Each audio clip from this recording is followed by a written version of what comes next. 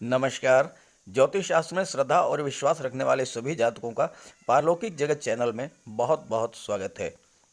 आज के इस वीडियो में बात करेंगे तुला राशि के जातकों के लिए अप्रैल का महीना कैसा रहेगा, जीवन में क्या क्या उतार चढ़ाव आ सकते हैं और हम अपनी तरफ से किन बातों का ध्यान रख सकते हैं, चाहे वो आपका कैरियर हो, जॉब हो, पढ़ाई लिखाई, लव रिलेशंस हो, शादी ब्याह या संतान के मामले हों, भूमि भवन के मामले हों, कर्ज, स्वास्थ्य, धन, धर्म और अध्यात्म, सभी बिंदुओं पर बात करेंगे इस वीडियो में।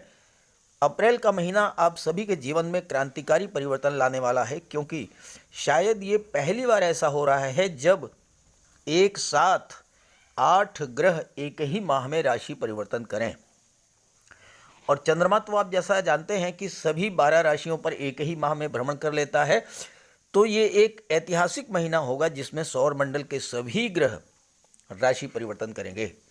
सबसे बड़ा और महत्वपूर्ण जो राशि परिवर्तन है वो देवगुरु, शनिदेव, राहु और केतु का होगा। इस पर आगे चर्चा करेंगे। इसके अलावा सूर्य, बुध, मंगल और शुक्र भी राशि परिवर्तन करेंगे। जिस तरह से इस धरती पर नई सरकार का गठन होता है, बड़े पैमाने पर फेरबदल होता है और विभिन्न मंत्रियों को एक बार फिर से अलग अलग मंत्रालयों का आवंटन होता है, ठीक वैसी ही प्रक्रिया ग्रहों के साथ होने जा रही है। सभी ग्रह राशि परिवर्तन करके अलग अलग भूमिका में होंगे और कुछ राशि परिवर्तन तो बहुत ही श्रेष्ठ होने जा रहे हैं, जैसे कि देवगुरु का राशि परिवर्तन, राहु केतु का राशि परिवर्तन, सूर्य का राशि परिवर्तन। और इतने बड़े राशि परिवर्तन का तुला राशि के जातकों के जीवन पर क्या प्रभाव पड़ेगा, इसी का विश्लेषण करेंगे इस वीडियो में। खास करके जो विशेष बिंदु है वो ये है कि अप्रैल 2022 में तुला राशि के जातकों की कुंडली में डबल विपरीत राजयोग बन रहा है, यानी एक नहीं दो दो ग्रह विपरीत राजयोग बना रहे हैं, तो इस पर भी चर्चा करेंगे। आपको बता दूं कि ये विश्लेषण आपकी चंद्र राशि के आधार पर किया जा रहा है और वीडियो के अंत में मैं आपको उपाय और सावधानियां भी बताऊंगा। चलिए वीडियो शुरू करते हैं। तो पहले बात करते हैं तुला राशि के जातकों की गोचर कुंडली के बारे में। देखिए, एक होती है जन्म कुंडली, जो आपके जन्म के समय ग्रहों की स्थिति के आधार पर तैयार की जाती है और उसमें आपका प्रारब्ध लिखा होता है। आपके जीवन की प्रमुख घटनाओं का विश्लेषण होता है और आपको जीवन में कब कब क्या क्या प्राप्त होना है, इनका विचार किया जाता है। दूसरी होती है गोचर कुंडली, जिसमें वर्तमान में ग्रह स्थितियां क्या हैं और इसका क्या प्रभाव होता है, इसका विश्लेषण करते हैं। तो ये आपके तुला राशि के जातकों की गोचर कुंडली आपके सामने है और 8 ग्रहों का राशि परिवर्तन हो रहा है अप्रैल 2022 में। सबसे पहला जो महत्वपूर्ण परिवर्तन है वो देवगुरु का है।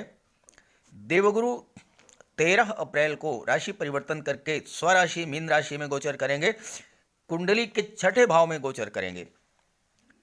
राहु और केतु राशि परिवर्तन करेंगे 12 अप्रैल को। राहु का गोचर मेष राशि में होगा, केतु का गोचर तुला राशि में होगा आपके लग्न भाव में। मंगल 7 अप्रैल को पंचम भाव में गोचर करेंगे, शुक्र 31 मार्च को पंचम भाव में गोचर करेंगे। शनिदेव कुंडली के चतुर्थ भाव में हैं, शश महापुरुष राजयोग बना रहे हैं और 29 अप्रैल तक शनिदेव चतुर्थ भाव में ही रहेंगे। इसके बाद 29 अप्रैल को राशि परिवर्तन करेंगे और पंचम भाव में आ जाएंगे। तो शनिदेव के राशि परिवर्तन पर तो मई में ही चर्चा करेंगे। सूर्य 14 अप्रैल को मेष राशि में गोचर करेंगे, जहां पर सूर्य उच्च के होते हैं और उच्च के सूर्य आपके कुंडली के सप्तम भाव में गोचर करेंगे। बुध 2 बार राशि परिवर्तन करेंगे। 8 मार्च तक बुध का गोचर छठे भाव में रहेगा, 8 मार्च से 24 मार्च तक 7वें भाव में रहेगा और 24 मार्च से बुध का गोचर 8वें भाव में हो जाएगा। अब यहां देखिए कि बुध 12वें भाव के स्वामी हैं, 8 मार्च तक छठे भाव में हैं, तो विपरीत राजयोग बन गया।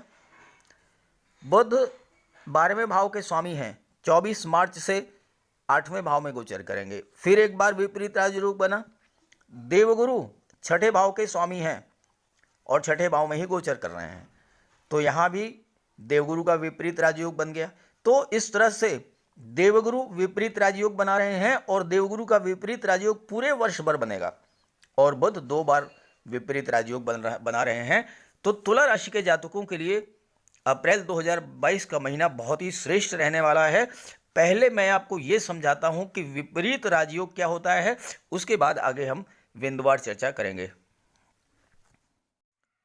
पहले मैं आपको विपरीत राजयोग के बारे में समझाता हूं कि विपरीत राजयोग बनता कैसे है।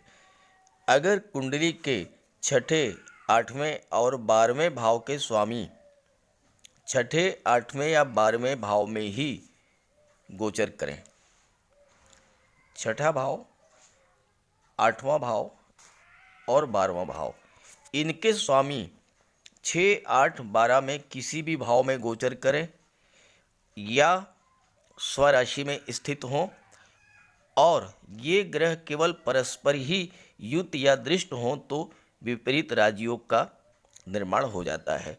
विपरीत राजयोग अत्यंत श्रेष्ठ होता है और जिस जातक की कुंडली में ये राजयोग बन जाता है उसे जीवन में यश, महान सफलता, कीर्ति, अखंड लक्ष्मी की प्राप्ति, ये सब कुछ मिलता है और ऐसा जातक अत्यंत धनवान होता है, यशस्वी होता है और अकूत संपत्ति का स्वामी होता है और राजा के समान सुखों का भोग करता है। अब आप यहाँ देखिए कि अष्टम भाव के स्वामी है बुध और बुध का गोचर अष्टम भाव में ही हो रहा है। और दूसरी बात यह है कि बुध स्वराशि में है, उच्च के हैं, तो विपरीत राजयोग का निर्माण हो गया और विपरीत राजयोग के निर्माण होने से ऐसे जातक को वह सब कुछ प्राप्त हो गया जो कि वो पाना चाहता था। अब मैं आपको बता दूं कि ये कुंडली है किसकी, तो ये कुंडली है सिने जगत के महानायक अमिताभ बच्चन जी की। और कहने की आवश्यकता नहीं है कि आपको सर्वविदित है कि विश्वविख्यात हैं अमिताभ जी, दुनिया उनकी दीवानी है, वो सेलिब्रिटी हैं और धन, वैभव, ऐश्वर्य, सुख सब कुछ उनके पास है। और ऐसे ही विपरीत राजयोग जो हैं वो क्रिकेट जगत के भारतीय क्रिकेट टीम के कप्तान सचिन तेंदुलकर जी की कुंडली में बना है, नरगिस जी की कुंडली में, राज कपूर जी की कुंडली में, ऐश्वर्या जी की कुंडली में, लता जी की कुंडली में ऐसे विपरीत या राजयोग का निर्माण हुआ है। और यही राजयोग आपकी कुंडली में भी बन रहा है, भले ही शॉर्ट टाइम के लिए, थोड़े समय के लिए, लेकिन थोड़े समय के लिए भी बनने वाला ये राजयोग आपको बहुत ही श्रेष्ठ फल दे करके जाएगा। तो चलिए मैं आपको समझाता हूँ कि आपकी कुंडली में ये राजयोग कैसे बन रहा है और आपको इसका लाभ क्या होगा। अब आपने ये समझ लिया होगा कि विपरीत राजयोग क्या होता है, कैसे बनता है। अब यहाँ पर देवगुरु 13 अप्रैल को कुंडली के छठे भाव में आएंगे और अपनी ही राशि में हैं, तो छठे भाव के स्वामी हैं, छठे भाव में गोचर कर रहे हैं, विपरीत राजयोग बना, स्वराशि में है, अत्यंत बलवान होंगे। हालांकि छठे भाव में देवगुरु के गोचर को बहुत अच्छा नहीं माना गया है, लेकिन यहाँ पर राजयोग बना रहे हैं और अपनी ही राशि में हैं, तो संघर्षों में विजय दिलाएंगे, आपको अपने एफर्ट्स का लाभ मिलेगा। और चूंकि देवगुरु की दृष्टि दशम भाव पर पड़ रही है तो आपको जॉब भी मिल सकती है। देवगुरु का गोचर 13 अप्रैल से पूरे वर्ष भर छठे भाव में रहेगा और सूर्य भी 14 अप्रैल तक हैं, बुध भी यहाँ पर विपरीत राजयोग बना रहे हैं। चूंकि बुध 12वें भाव के स्वामी हैं और छठे भाव में गोचर रहेगा, 12वें भाव के स्वामी हैं, अष्टम में गोचर रहेगा, तो बुध भी विपरीत राजयोग बना रहे हैं। सूर्य और बुध जहाँ भी गोचर करते हैं वहाँ पर सरकारी नौकरी का प्रबल योग बनता है और देवगुरु यहाँ पर हैं, राजयोग बना रहे हैं, तो शासन प्रशासन के क्षेत्र में, राजनीति के क्षेत्र में, एजुकेशन सेक्टर में, फाइनेंस सेक्टर में, बैंकिंग के क्षेत्र में आपको कहीं न कहीं गवर्नमेंट जॉब निश्चित रूप से मिलेगी। और बुध व्यापार के कारक हैं, आप व्यापार के क्षेत्र में भी अच्छी प्रगति करेंगे। लेकिन एक बात का ध्यान रखना होगा कि एफर्ट आपको ज़्यादा करना पड़ेगा, परिश्रम ज़्यादा करना पड़ेगा। पद प्रमोशन में वृद्धि हो सकती है, मनचाही जगह ट्रांसफ़र हो सकता है, कार्यक्षेत्र में आपको हर तरह का लाभ दिलाएंगे। लेकिन चूंकि शनि की दृष्टि भी पड़ रही दशम भाव पर और देवगुरु छठे भाव में है, तो ऐसे में आपको 100% अपना एफर्ट करना पड़ेगा। सफलता आपको निश्चित मिलेगी, लेकिन सफलता के लिए आपको प्रयास ज़्यादा करना पड़ेगा।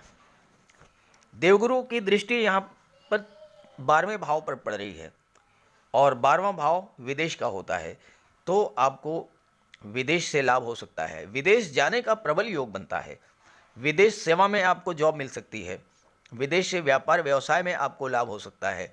और साथ ही साथ चूंकि मंगल की भी दृष्टि पड़ रही है विदेश भाव पर और मंगल का गोचर संतान और शिक्षा के भाव में है, तो आप अगर मेडिकल क्षेत्र में उच्च शिक्षा के लिए विदेश जाना चाहते हैं, खास करके सर्जरी के क्षेत्र में, तो बहुत बेहतर योग बना रहे हैं देवगुरु इस समय।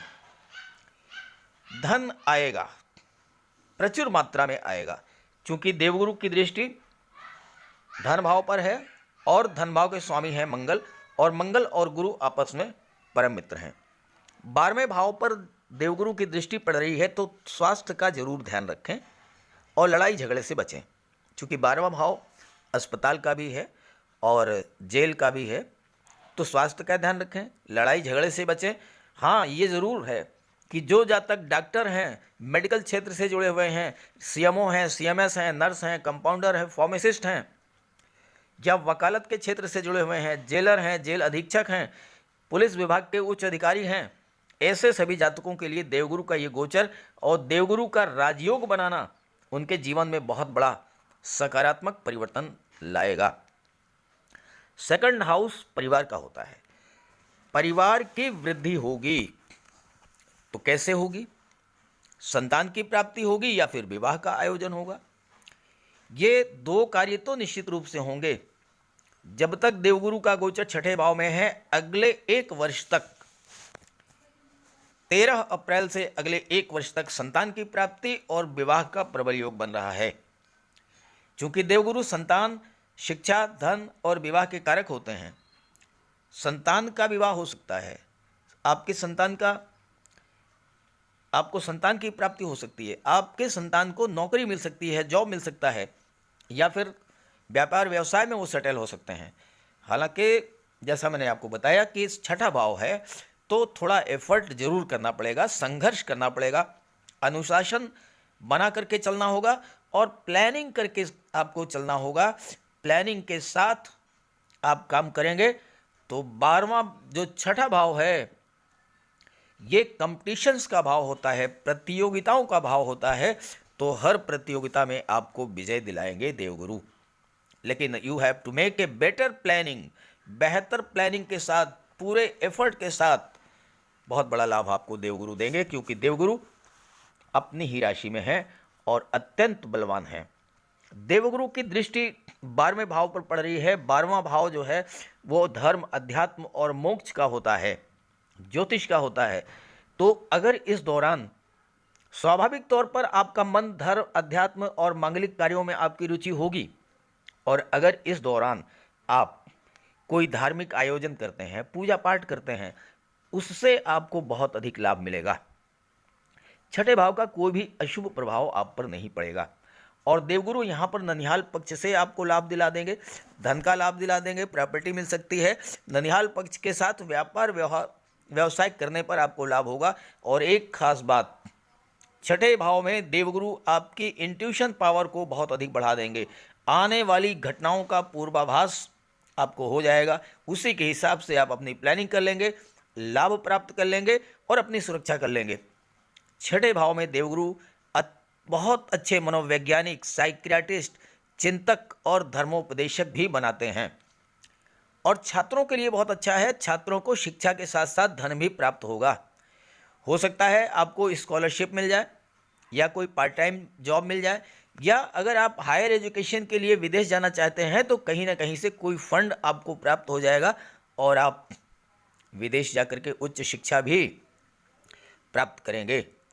छठे भाव के अशुभ प्रभावों से देवगुरु आपकी रक्षा करेंगे।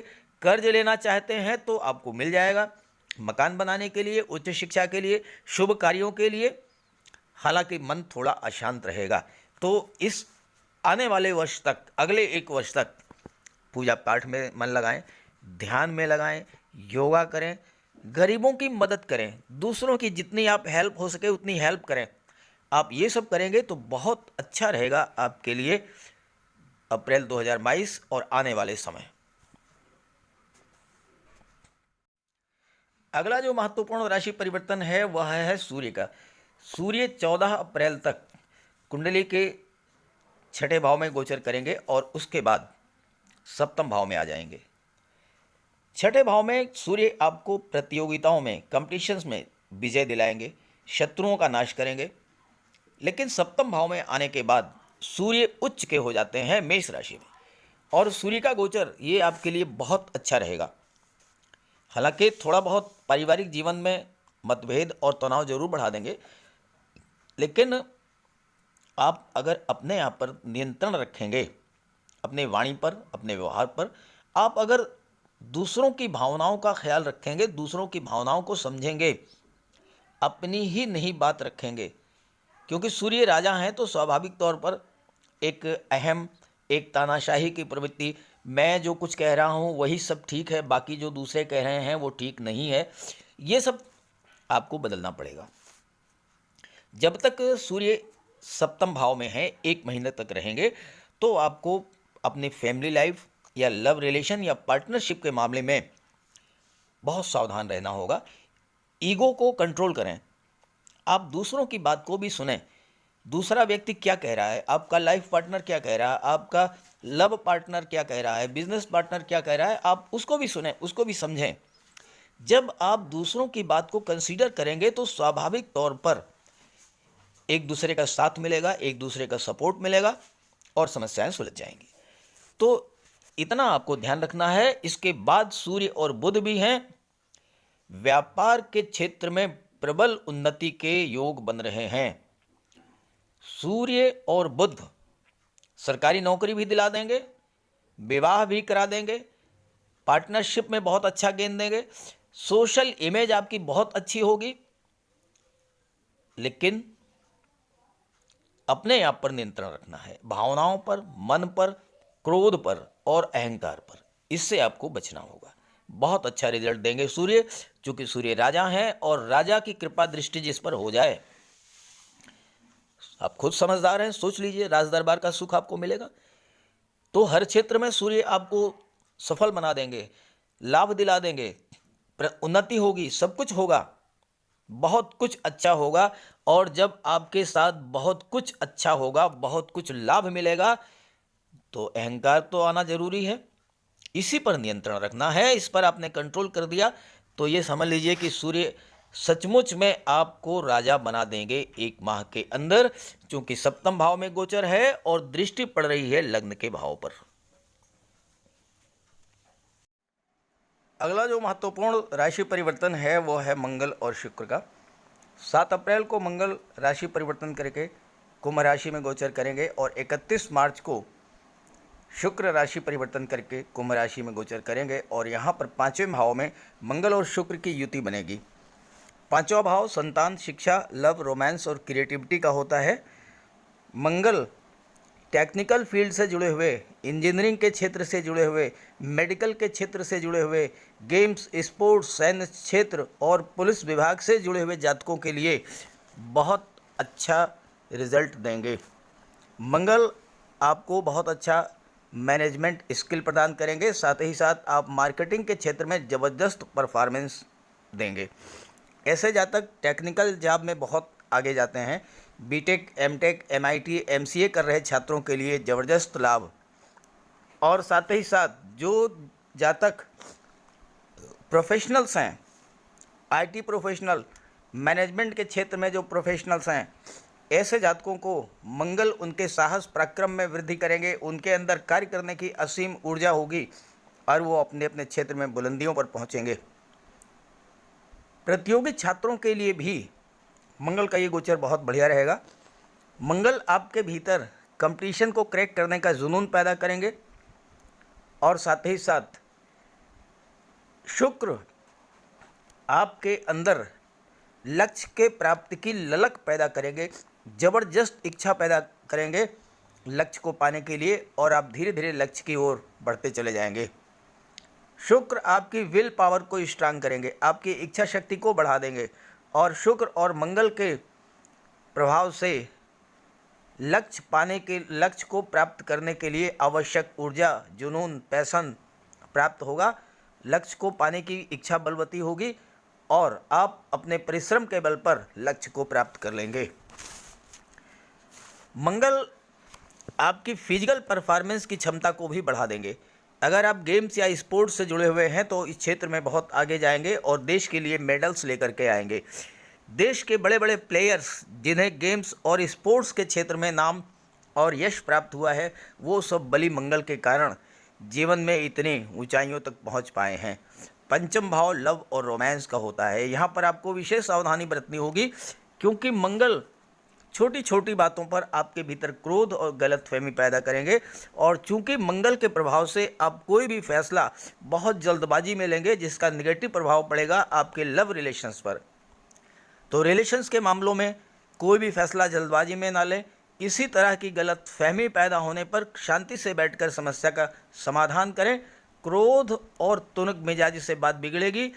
हालांकि यहाँ पर शुक्र का भी गोचर है जो अपोजिट सेक्स के प्रति आपके आकर्षण को बढ़ा देगा, और कोई भी बात बिगड़ने से पहले शुक्र संभाल लेंगे। यदि इस गोचर काल में संतान प्राप्त होगी तो वो सुंदर आकर्षक संतान की प्राप्ति होगी। वो अत्यंत विलक्षण प्रतिभा की धनी होगी।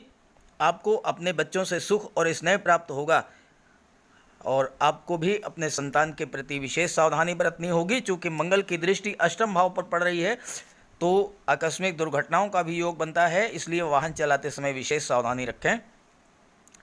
मंगल और शुक्र दोनों की दृष्टि कुंडली के एकादश भाव पर पड़ेगी। एकादश भाव से लाभ का विचार किया जाता है। धन का लाभ, संतान का लाभ, शिक्षा, पद, प्रतिष्ठा, मान और सम्मान के लाभ का विचार किया जाता है। एकादश भाव आपकी इच्छाओं, आपके सपनों का भाव होता है। ऐसी कोई इच्छा जो बहुत दिनों से आपके भीतर थी लेकिन आप उसे पूरा नहीं कर पा रहे थे, शुक्र की दृष्टि पड़ने से, मंगल की दृष्टि पड़ने से आपकी वो इच्छा पूरी होगी। अचानक से धन की प्राप्ति होगी, और आपके लग्न भाव में केतु का गोचर है और केतु शुक्र की राशि में गोचर कर रहे हैं, इसलिए अचानक धन प्राप्ति के प्रबल योग बन रहे हैं। वीडियो के थंबनेल में मैंने लिखा है डबल विपरीत राजयोग। दरअसल आपके कुंडली में अप्रैल के महीने में राजयोगों की झड़ी लगी हुई है, राजयोगों की लाइन लगी हुई है। थंबनेल में जगह कम होने के कारण सब कुछ बता नहीं पाया विस्तार से। देखिए, 2 राजयोग तो बुध अकेले बना रहे हैं। बुध का गोचर 8 अप्रैल तक मीन राशि में होगा। मीन राशि में बुध नीच के होते हैं, लेकिन छठे भाव में गोचर कर रहे हैं, इसलिए बुध का नीच भंग राजयोग बनेगा। बहुत विस्तार से नहीं बताऊंगा, केवल संक्षेप में थोड़ा बहुत इसका प्रभाव समझाता चलूंगा आपको। पहले नीच भंग राजयोग का प्रभाव समझ लीजिए। दूसरी बात, बुध 12वें भाव के स्वामी हैं और छठे में गोचर कर रहे हैं, तो विपरीत राजयोग बन गया। तो छठे भाव में ही 2 राजयोग बने बुध के, और तीसरा बना देवगुरु का। इसका रिजल्ट क्या होगा? दृष्टियां पड़ रही हैं विदेश भाव पर। विदेश भाव पर दृष्टि पड़ने से गुरु की भी दृष्टि पड़ रही है, बुध की भी दृष्टि पड़ रही है, मंगल की भी दृष्टि पड़ रही है विदेश भाव पर। विदेश जाने के प्रबल योग हैं। भाग्योन्नति आपकी विदेश में ही होगी, और आप मैनेजमेंट के क्षेत्र में, आईटी सेक्टर में, कला के क्षेत्र में, साहित्य के क्षेत्र में उच्च शिक्षा प्राप्त करने के लिए विदेश जाएंगे। उच्च शिक्षा का भाव होता है 9वां भाव, इसके स्वामी भी बुध हैं, तो हायर एजुकेशन के लिए विदेश जाएंगे। दूसरी बात, विदेश से एक्सपोर्ट इंपोर्ट के व्यापार में आपको प्रचुर मात्रा में लाभ होगा, क्योंकि बुध व्यापार के कारक हैं। और तीसरी बात, अगर आप मेडिकल और सर्जरी के क्षेत्र में हायर एजुकेशन के लिए विदेश जाना चाहते हैं तो मंगल आपको विदेश भेज करके मानेंगे। विदेश जाने के प्रबल योग बन रहे हैं। मंगल भी बना रहे हैं, शुक्र भी बना रहे हैं। कला के क्षेत्र में आपका कोई कार्यक्रम है, कोई प्रोग्राम है, कोई प्रदर्शन है, कोई परफॉर्मेंस है विदेश में, बहुत बेहतर अवसर है, आपको प्रबल लाभ होगा वहाँ पर। संगीत के, नृत्य के, अभिनय के क्षेत्र में, किसी भी क्षेत्र में आप विदेश जा सकते हैं। और देवगुरु की दृष्टि भी पड़ रही है 12वें भाव पर। देवगुरु क्या करेंगे, आपको धर्म और सत्कर्म के मार्ग पर लगा देंगे।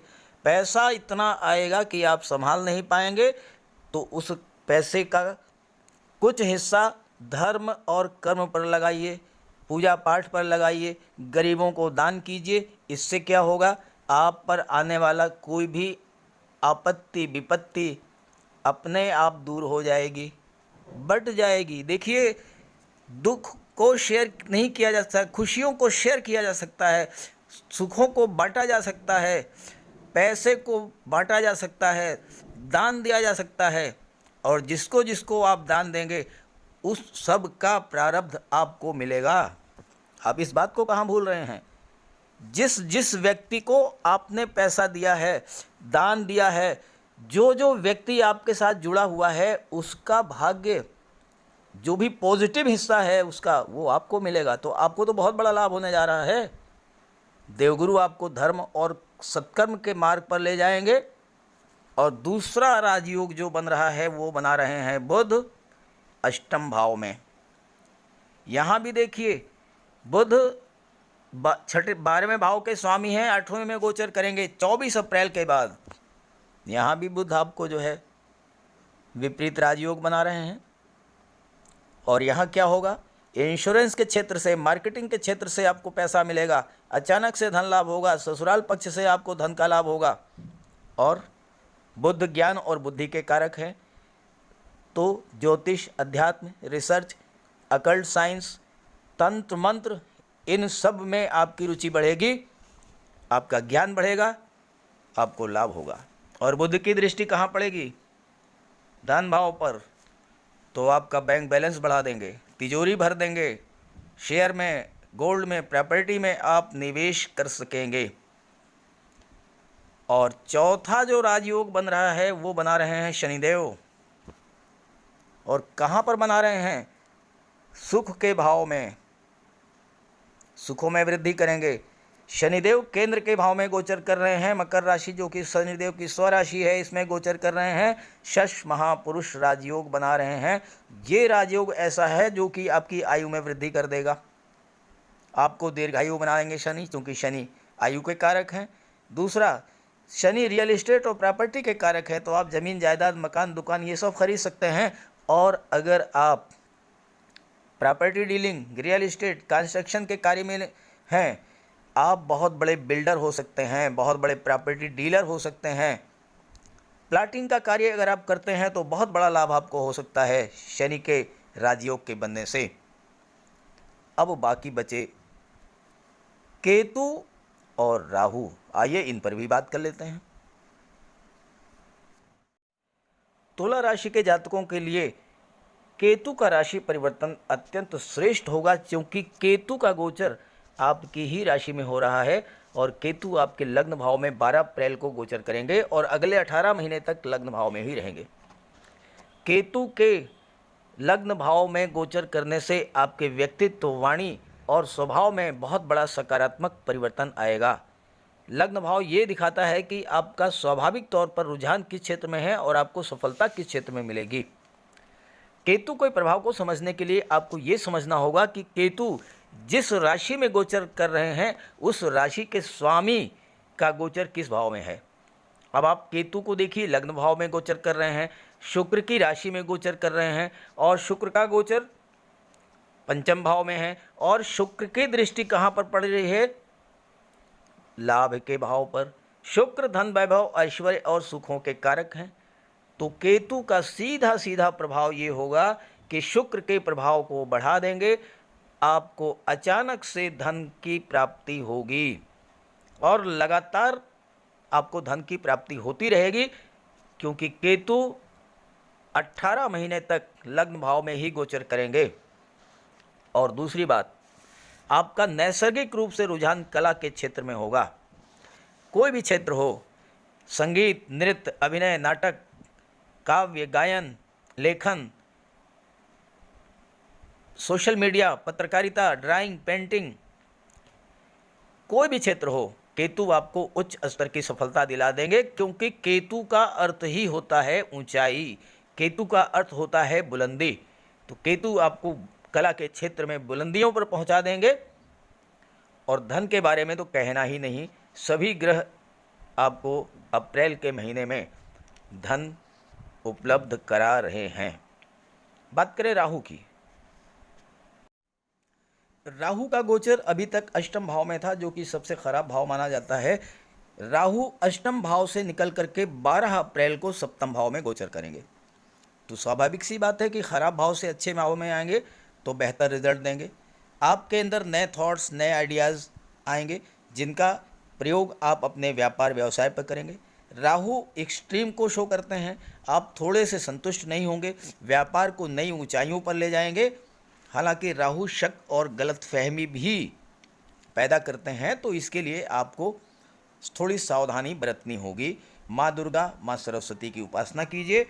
और राहु की दृष्टि जो है वो एकादश भाव पर पड़ेगी। और जैसा कि मैंने राहु के वीडियो में बताया है कि राहु एकादश भाव में सबसे अधिक धन प्रदान करते हैं।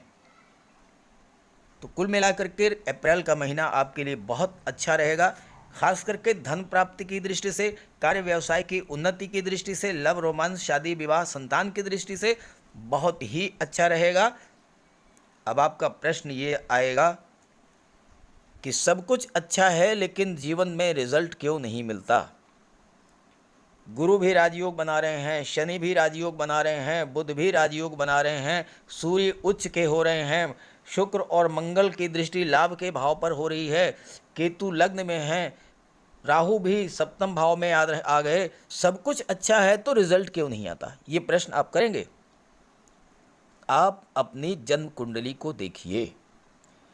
पहली चीज देखिए कि आपके जीवन में किस ग्रह की महादशा या अंतर्दशा चल रही है।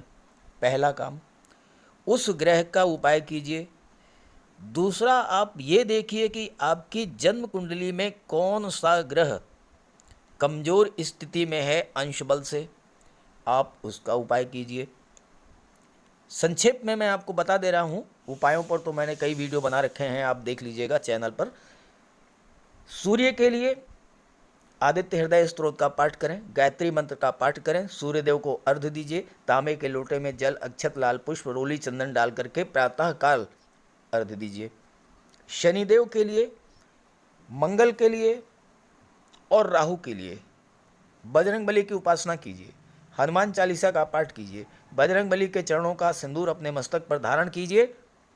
शनिदेव के लिए शनिवार के दिन पीपल के वृक्ष के नीचे सरसों के तेल का दीपक जलाइए, पीपल के वृक्ष की परिक्रमा कीजिए, गरीबों की मदद कीजिए। जहाँ तक मंगल की बात है और शुक्र की बात है, मंगल के लिए मैंने बता दिया बजरंगबली, शुक्र के लिए माता लक्ष्मी की उपासना करें। साथ ही साथ मंगल और शुक्र दोनों के लिए एक चांदी की चेन या एक चांदी की अंगूठी धारण करें। केतु के लिए काली गाय, काला कुत्ता, कौवा, इनको भोजन दीजिए। और सबसे अच्छा तो ये है कि पशु पक्षियों की सेवा कीजिए। गाय को से चारा दीजिए, गाय की सेवा करिए, बुध प्रसन्न होंगे। किन्नर को दान दीजिए, बुध प्रसन्न होंगे। आपके घर में कोई छोटी बच्ची होगी, कन्या होगी, उसके लिए कुछ न कुछ उपहार लेते आइए। जब बाहर से आएँ उसका आशीर्वाद लीजिए, बुध प्रसन्न होंगे। राहु के लिए एक मोरपंख अपने घर के मेन डोर पर, बेडरूम में, ड्राइंग रूम में, स्टडी रूम में और अपने कार्यस्थल पर सब जगह मोरपंख लगा लीजिए। एक सुरमे की डिबिया अपने जेब में हमेशा रखिए और एक चांदी की छोटी सी गोली अपने पास हमेशा अपने बैग में रखिए। कभी भी राहु आपके पास नहीं आएंगे। जहाँ तक देवगुरु की बात है, माता पिता, गुरु और वृद्धजनों की सेवा कीजिए, सम्मान कीजिए। केले का एक वृक्ष लगाइए, उसकी सेवा कीजिए। भगवान विष्णु की उपासना कीजिए, भगवान श्री गणेश की उपासना कीजिए। आप ये सब करेंगे तो आपको देखिए ग्रहों को बल मिलेगा, और जब ग्रहों को बल मिलेगा तो आपको लाभ होगा। आप एक बार करके देखिए, उपाय कीजिए और फिर रिजल्ट बताइए कमेंट करके। तो सभी ग्रहों की कृपा दृष्टि आप पर बनी रहे, इसी भावना के साथ आप सभी का बहुत बहुत धन्यवाद। नमस्कार।